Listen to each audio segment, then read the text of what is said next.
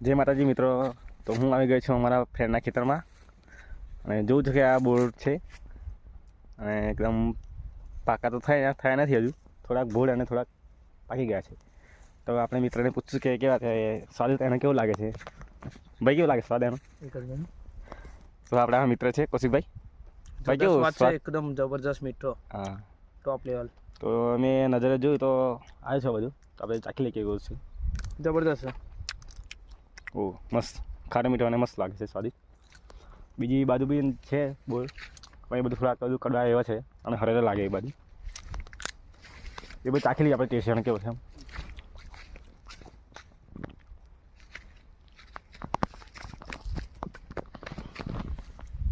તો આ બીજી બોરનો આપણે સ્વાદ લઈશું. આ થોડાક ખાટા લાગે છે કડવા, બહુ મજા ના આવે એવા છે આયા. જે પેલી બોર હતી એ જ મસ્ત હતી. તો તમને બતાવે એ આખું બોરનું ઝાડ કે કેવું છે.